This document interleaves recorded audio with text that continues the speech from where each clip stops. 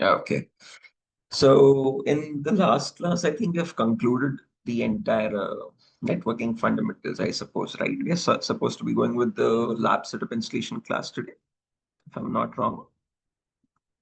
Or did I miss out something?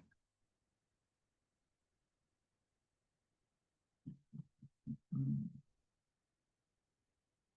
Vijay, Sheetal, Isha. Did we cover networking fundamentals, guys, yesterday completely? Did we conclude all those topics? Hmm. Sorry, sir. Can you come again? No, did we complete the networking fundamentals topics yesterday? I think we're supposed to go with the lab setup installation today, right? Vijay? Yeah, you have taught till DHCP DNS. Oh, yeah, yeah, those are the last topics itself. Special Yes, IPs. Did we cover special IPs and all? yes, yes. Yeah, yeah. Apipa IPs and Okay. Okay. That's that. Then we have to go with the lab setup installation. One second. Let me quickly uninstall this application called VMware because that's what I have to show you how to install today.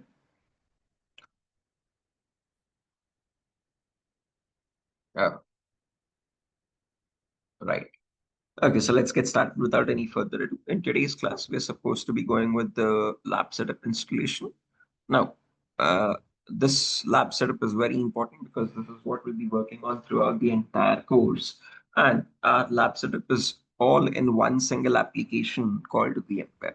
Now, this tool VMware is a virtualization software. But what do I mean by virtualization? What is it used for?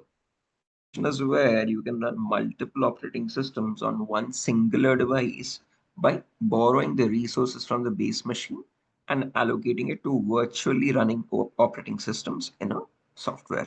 Okay, might seem a bit complex, but let me explain it in much more simpler terms. So let's assume this here is my no, just a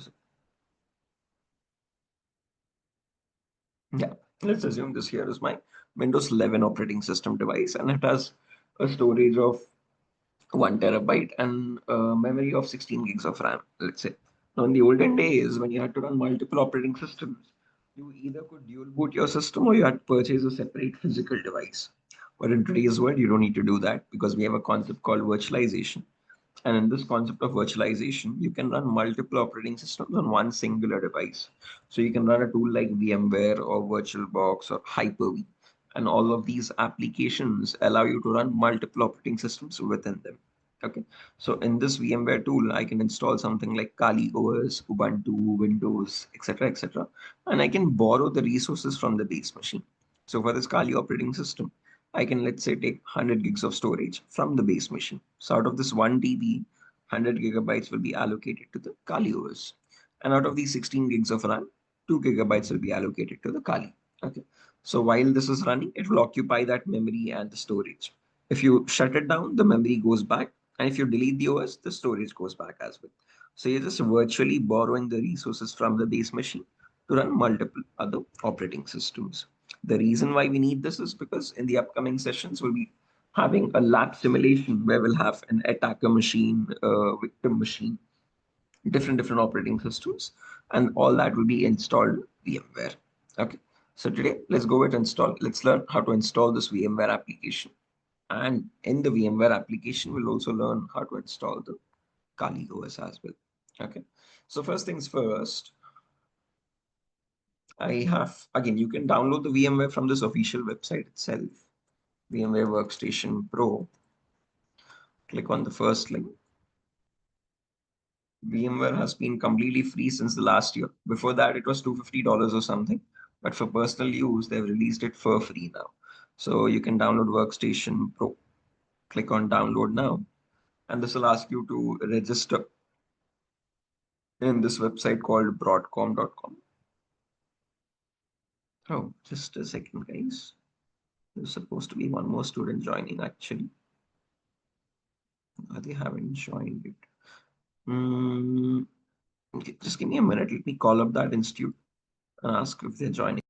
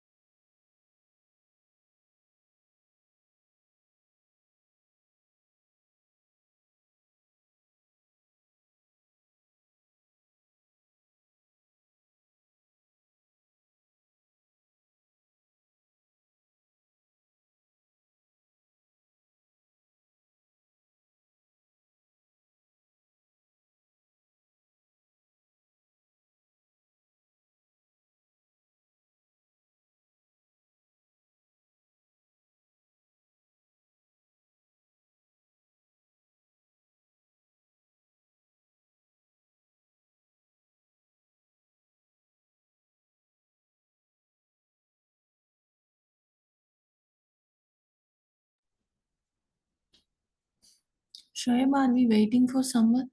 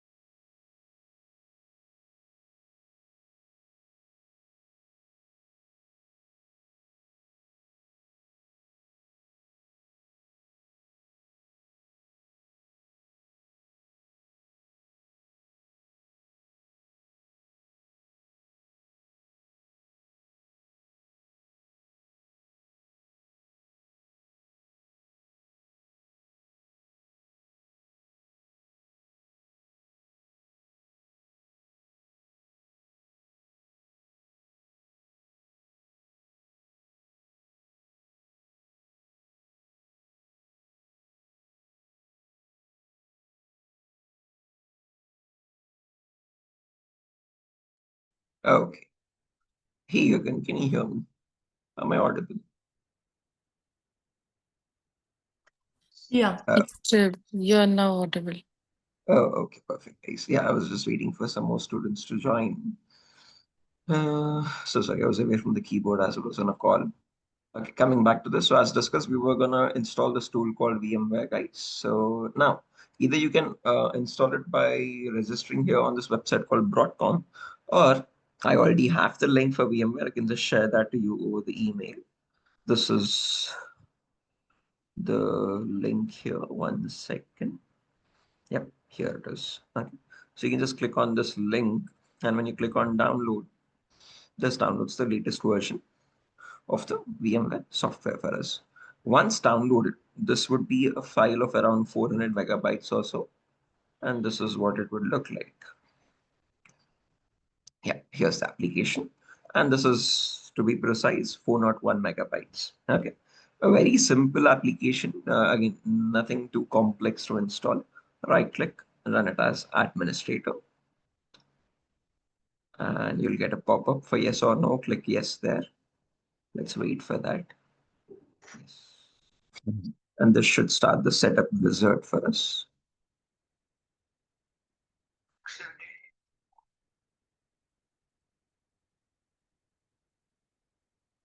No, I'll send them, Kakan. Okay. So this is the setup wizard, guys. Click on next. Click on I accept. Click on next again. And install to the default folder. See program files, VMware workstation, nothing to change here. Click on next. Here, you can uncheck these boxes. You don't want to check for update on every single system startup, and you don't want to join the customer experience improvement program. It just gives unnecessary notifications on your screen. Okay, so you can uncheck, even if you leave them checked, no harm, but it just gives you notifications. That's all. So I prefer keeping them unchecked. Click on next and create a shortcut on your desktop. Click on next and click on install. That's it. And this starts installing the VMware software. Now, the reason we are installing this application, as mentioned, is to install other operating systems in our base machine. And the other operating system I'm talking about is the Kali OS. Again, this is something that is very important for cybersecurity. KALI.org.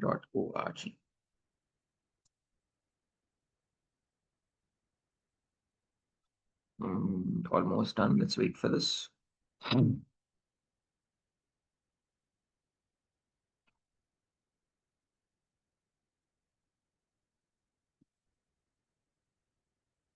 Yes. So click on finish. And now on my desktop, I have the VMware application installed. Okay. Now I already have Kali installed as well. Let me quickly uninstall Kali first.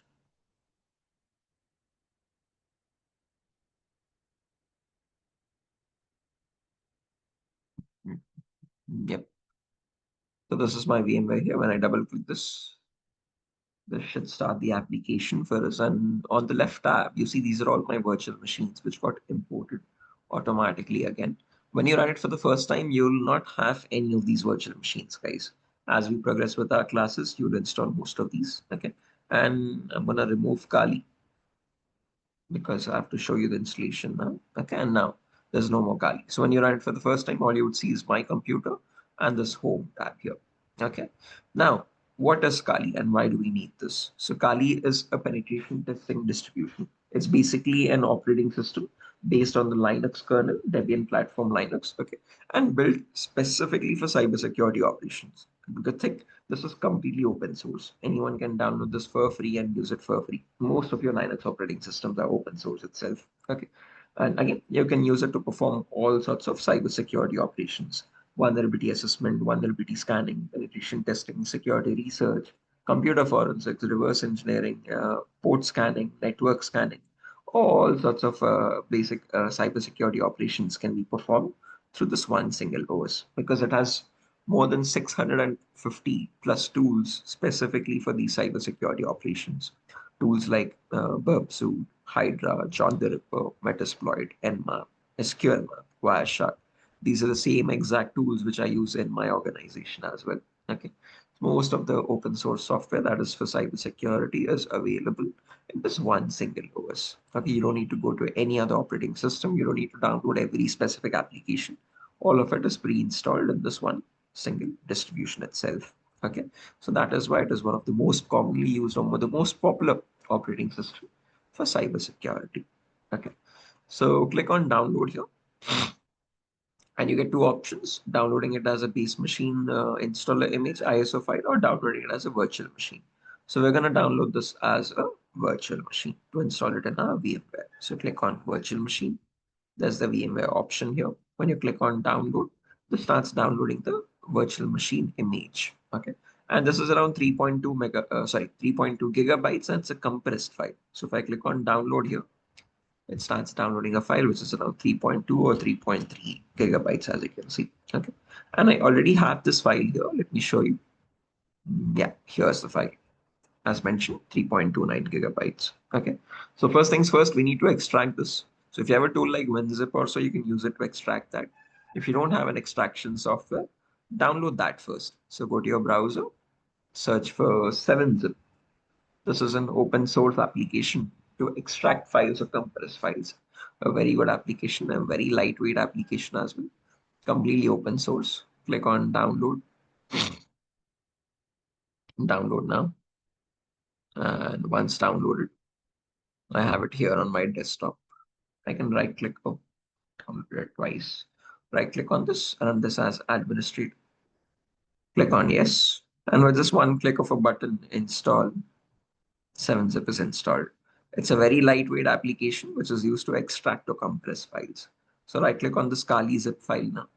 Show more options, 7-zip, and extract to Kali. So now this starts extracting that file in a folder called Kali Linux with the same name.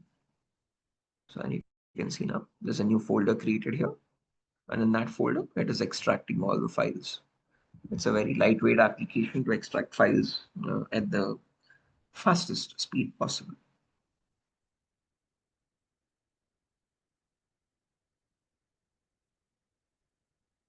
Once extracted, now this file might go up to the size of 14 gigabytes. Okay. And in that, you have all the operating system files. Okay. So this is the most important file, guys. So when you open this up, you have a lot of files over here. And you see there's one unique file here with this 3 white squares. That is the virtual machine's image. Okay. So you have to double click on that. And when you double click on that, it gets added here in VMware, as you can see. Okay. Once it's added over here, you can configure the settings for this. How much memory do you want to allocate? How much storage do you want to allocate? What network adapter do you want to allocate? Okay. So memory recommended is 2 gigabytes. You can leave it at 2. If your system has 16 gigs of RAM, you can go up to 4 as well. No harm. Okay. Processor, your system only has one processor. Select one. Number of cores, you can assign 1 or 2. Anything works. Hard disk, it is currently occupying 14 gigabytes. Maximum it can go up to is 80. That's what the limit is set up to. But don't worry, during our entire course duration, this might not even cross 25 gigabytes. Okay, so leave it as it is. Network adapter, put this on bridged mode.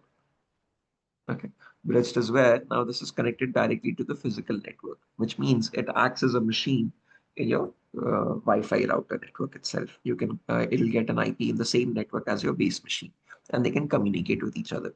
Okay, if you put it in NAT, it will be getting a different IP from your network. It can only communicate with other virtual machines. It cannot communicate with the physical network. Okay, so put it in bridged mode here. Okay, and that's it. Nothing more to change. Memory 4 gigabytes, processor one core and two processors. Sorry, one processor and 2 cores. Hard disk, nothing to change. Network adapter, bridged mode. Click on OK. Click on power. And one more thing before you power this on, if you go to the settings again, there's one more option for some devices required. So sometimes you might get an error, disable Intel VTX enhancement and stuff. So if you click on options here, there's one advanced option setting here and disable the side channel mitigation. Okay. So by default in some systems, this will be disabled. If it is not, you have to disable this so that your operating systems run slightly faster. Okay. So in Windows operating system, there's a feature called Hyper-V. That is the proprietary Windows virtualization software. And by default, that is enabled. So when you're running both VMware and Hyper-V, it will cause issues. So you have to disable Hyper-V. So you have to disable this checkbox. Okay. In some systems, by default, this is disabled. In some, it is not. So if it is not, you have to disable it this way by going to Options, Advanced, and Disable.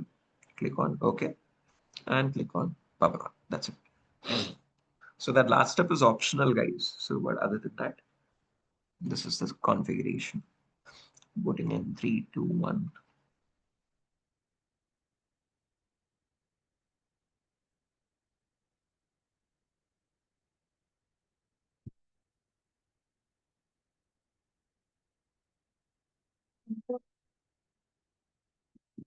Sector. And here you can see we have a readily installed operating system. It's as simple as that with virtualization. You don't have to perform the installation entirely. You already get a readily installed OS. All you have to do is log in here. Okay. And the credentials are mentioned in the official website itself. You can go back to the browser. And if you go to the official Kali website, you can see if you scroll up, these images have the default credentials Kali and Kali. Okay. So enter those same credentials here. Username Kali, Kali, and password Kali, Kali. Click on login. And this here is my Kali OS. 1 second, let me change my desktop background. That's a bit, yeah, this is better. Okay, so you can go in full screen mode as well. If you select this button here, 1, 2, 3, third button from the right, this is full screen mode. And this is your ready installed Kali with all the tools readily available, pre-installed for various operations, for information gathering, for accessing, for gaining access, for password attacks, okay, for a command and control, which are Trojan attacks, okay, for forensics, okay, for reporting, okay, all the tools are available here, pre-installed in Kali, okay. So yeah, that's how you install Kali. And if you want to, again, when you're using the mouse on the Kali operating system, you can't use it back in the base machine. You have to press Control and Alt, and that will give you the mouse for the base machine. So you can't use your mouse in two operating systems at the same time. Okay. So if you press Control and Alt, now this becomes your Windows operating system mouse. If you click in the virtual machine, this becomes your Kali OS mouse. Okay. So if you want to shut down this, you can click on the top right button here and click on shutdown. That's soft shutdown. For force shutdown, you can right click on this Kali tab on the top, click on power, and force shutdown it as well. Anything works. Okay. So this is how you install the Kali OS. In the upcoming sessions, we'll be installing some other operating systems as well. This will be our attacker machine or the pen tester operating system. We need some victim machines as well, victim Windows machines, victim Linux machines. We'll install that as we progress with our classes. Okay. But this is the setup that is required for our entire duration. So this allows you to have a lab simulation on your system itself. You don't have to connect to any cloud environment. Again, this is available with you 24/7 to practice on. Okay. And this is the same simulation we'll be using throughout the entire course. Okay. So yeah, that's that. Any questions or doubts up to this point? Gagan or Sheetal or Vijay or Usha?